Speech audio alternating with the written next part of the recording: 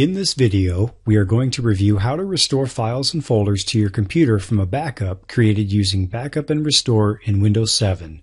This is the second of two videos in the Backup and Restore in Windows 7 series. Restoring your computer from a backup allows you to recover files and folders that may have otherwise been lost due to a defective hard drive or other computer issue. This video assumes that you have already created a backup of your files and folders. If you have not, please watch the video Backing Up Your Computer in Windows 7 to create a backup.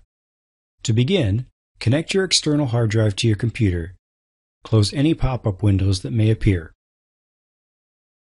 Next, click Start, hover over All Programs, scroll down if necessary to the Maintenance folder and click it, then click Backup and Restore.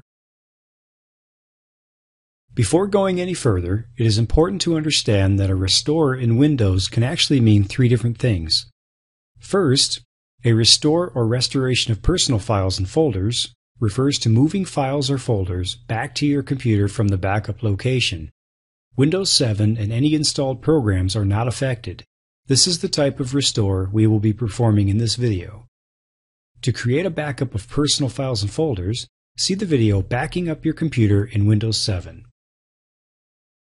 Second, a restore from a system image refers to erasing the contents of your hard drive and replacing it with a full backup created by a system image backup. A system image backup includes the Windows operating system, all programs, and all files and folders. In short, everything. This type of restore is covered in the video Restoring from a System Image Backup in Windows 7. See the video Creating a System Image Backup in Windows 7 for more information. The third and final type of restore is called a system restore. A system restore uses restore points to return your computer to a previous state.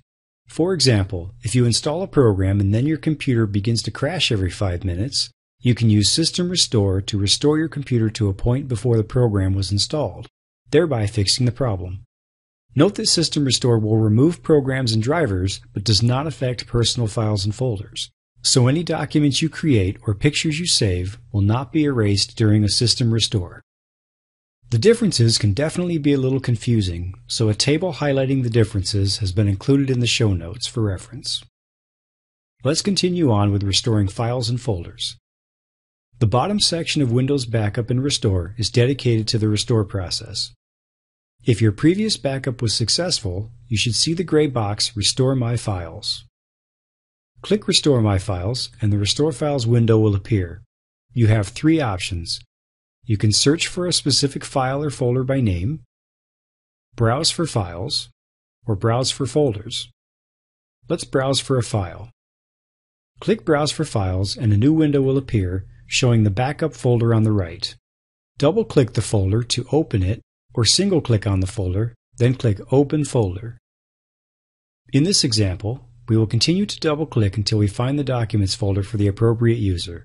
The same process applies to any file or folder you're looking for. We'll open the Documents folder by double-clicking it, then find a file to restore. Once you find the file you need, either double-click it or single-click it and then click Add Files. Note that you can select multiple files by holding down the Control key on your keyboard while clicking with your mouse to select files. Your file will now be added to the Restore Files window. Note that all files will be restored to their latest version unless you manually choose a different date. To continue, click Next. The following screen asks you if you want to restore your file to the original location, which will potentially replace the existing file, or if you want to save it to a different location, leaving the existing file unaffected. For this example, we'll leave In the Original Location selected and click Restore. The Copy File window will now appear. Copy and Replace will replace the existing file. Don't Copy will cancel the restore, and Copy but keep both files will rename the document to be restored so that the existing file is not overwritten. We'll click Copy and Replace.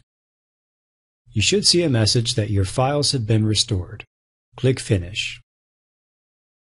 Let's take a quick look at the other three links available under Restore.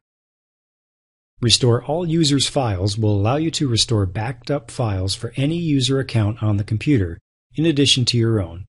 Other than that, it works the same way as Restore My Files. Select another backup to restore files from allows you to choose which backup to restore files from if you have multiple backups available to choose from. Clicking Recover System Settings or your computer will first prompt you to perform a system restore, which was discussed earlier. If you click on Advanced Recovery Methods, you will then see two options: recover your computer using a system image, or reinstall Windows. Generally, if your computer is so badly damaged that you need either of these options, you won't be able to do them from here, so we won't go into either of these options in this video. Click the back arrow twice to return to the main backup and restore screen. In this video, we discussed how to restore files and folders to your computer from a backup created using Backup and Restore in Windows 7. The show notes for this video are available by clicking the link below the video. Please help to support HelpfulVideoTips.com by subscribing to this YouTube channel and visiting HelpfulVideoTips.com to follow along on social media. I'm Tom Sutton. Thank you for watching.